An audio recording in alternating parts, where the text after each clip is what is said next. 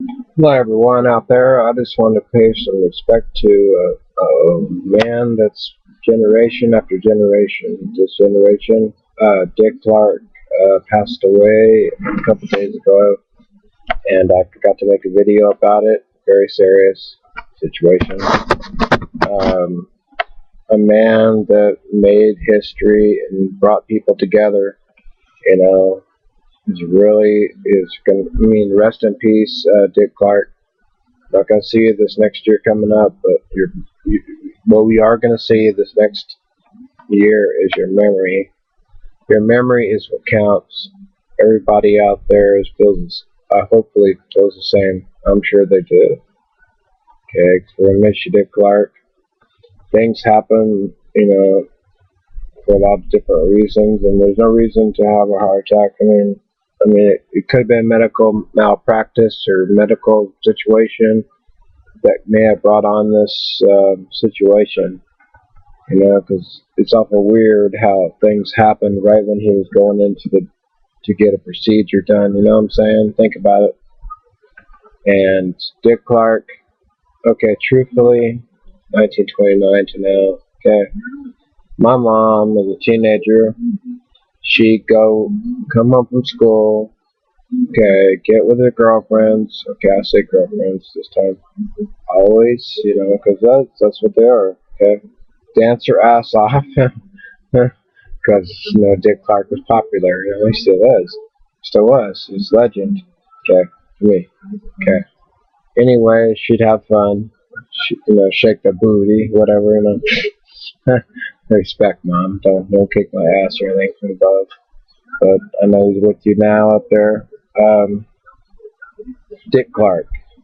Okay, I love him too. He is made the greatest bandstand ever.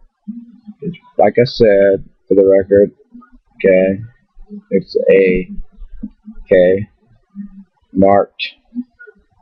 He brought people together. He brought people together to collaborate. He brought people together to actually have, a good bonding relationship. He's brought people together to also get married. He's brought people together in a lot of different variations that we possibly don't even know of, too. On top of that, for the record.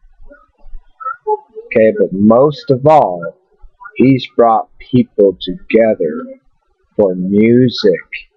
He knows music.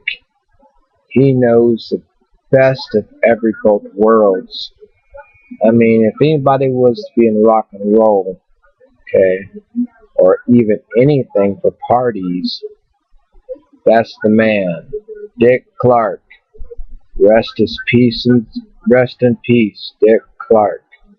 You're up in heaven with mom, my mom, who really loved you and missed you.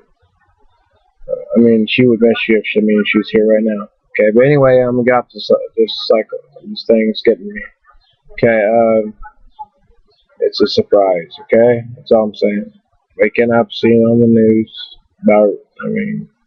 seeing on the news. You know what? That could happen to you. It could happen to your family, and God knows it is today. Happening in a lot of families out there. Okay, and I just give total respect to the man that brought bandstand and New Year's together, and people together. I just said for the record. Remember that. He is the man. Man stand. The bandstand is a man. The man, the bandstand. You see what I'm saying? But that's right. A lot of reasons. And I don't think anybody will ever replace.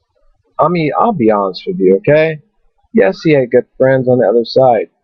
But since the stroke in 2004, and then now with a myocardial infarction or whatever he had, the heart attack, for Christ's sakes, it could be infection-wise, and endocarditis, or anything, that could have caused it, being a little sick. Just the slightest moment of being sick. I should speak my freaking self, excuse my language, freaking self, I'll say it nice.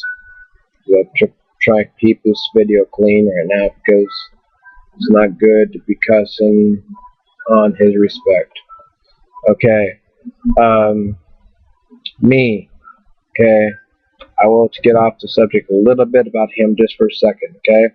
This is going to be about me now because I myself need to get my ass to, whoops, there's a cuss word, get my butt to the dentist because I have abscesses before.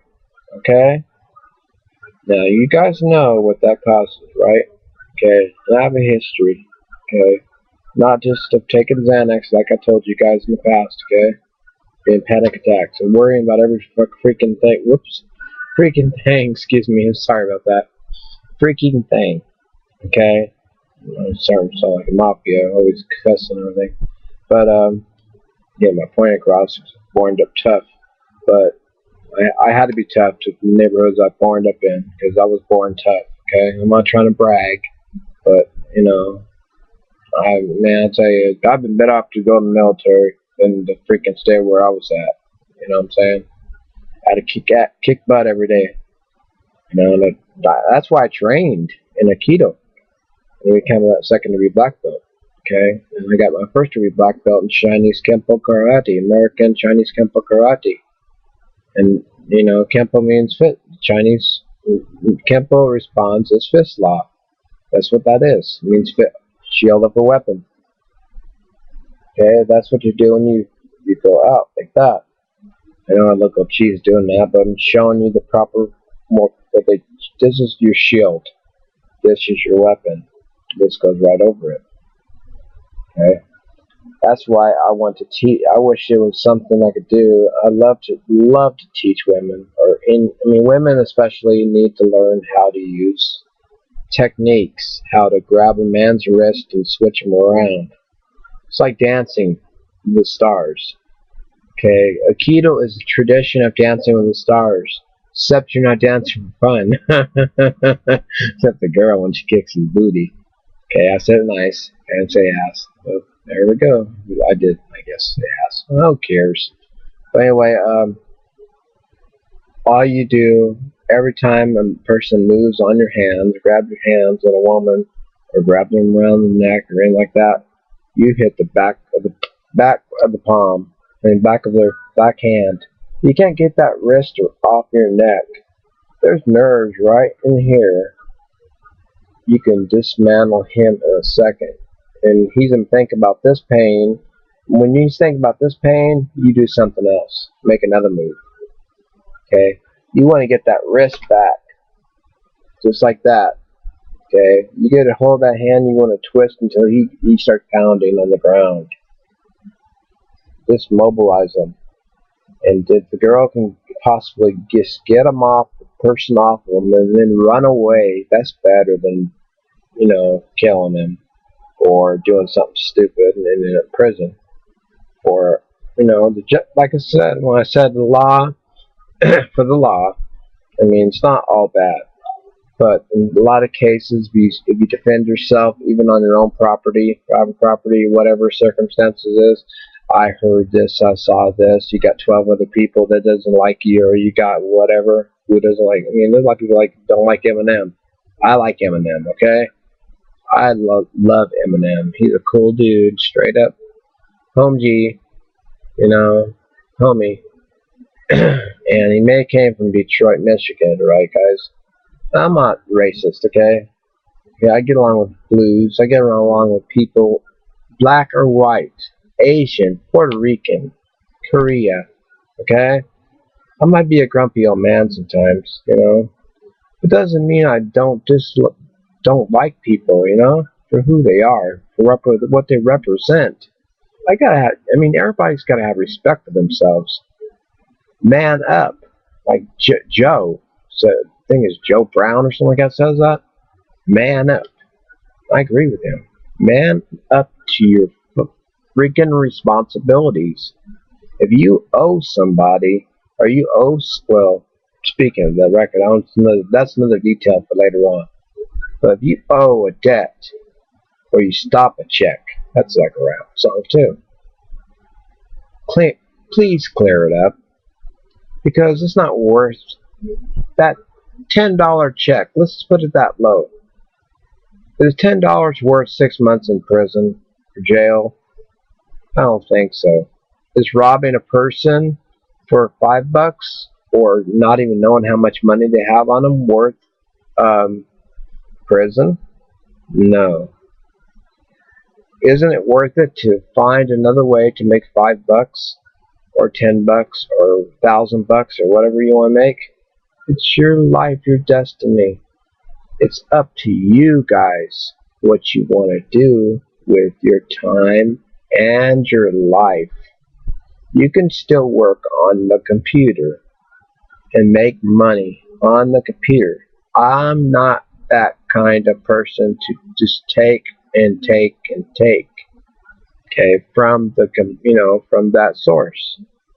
I'm myself, okay. I'm not Brett, okay, Michaels. I'm not Vince Neil.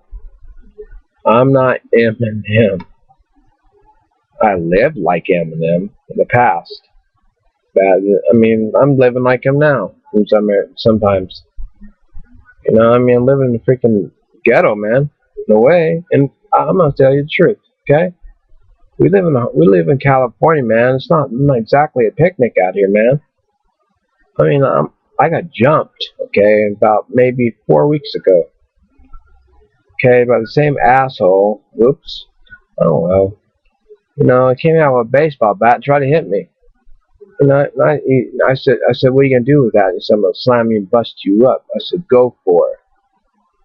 I was crazy. Everybody in the neighborhood saw me do it. Said, hey, go for it. I told the cops the truth. They came out that night. He said, you're taking pictures of my truck. I said, well, you've been evicted. He goes, well, I live here. And I says, you're an imaginary world, or a drunk or something like that, because you're acting like it. And he goes, well, what are you doing by the trash can? To take take that back and rephrase it. He didn't even know there was a trash can there. That's right. That's right. I was going to the trash can to dump off something of what we have for dinner, Cindy and I, for dinner, because we had something together for dinner. Okay? So I had my phone with me because I carry my phone everywhere. But God knows, and he wasn't supposed to be here. I'm not no snitch. I'm not taking pictures of him. I can care less if he goes and jacks off, Excuse me, or whatever he does, in his freaking truck. He can go to what? What I'm gonna say. But you know what? I ain't gonna back down from some fucking prick, that has a baseball bat. I mean, he missed me. He kept on swinging. He swung that bat. I said, go for it. He went for it. He thought he was tough. He hit the bark of the tree, and I grabbed the bat and pushed him down, pushed him away. You know what? He embarrassed himself. I said, you done yet? Like Steven Seagal says, are you done yet? I can easily dismantle him in a second with my training. I'm sorry to say, second-degree black belt, you can do a lot of damage to a person. I told the cops that. The cops said, yes, you can. You're right here. They see you. They said, you're not hurt anywhere. Are you not bleeding? Like that? I said, do it look like it? And he goes, I'm not trying to get smart and like that.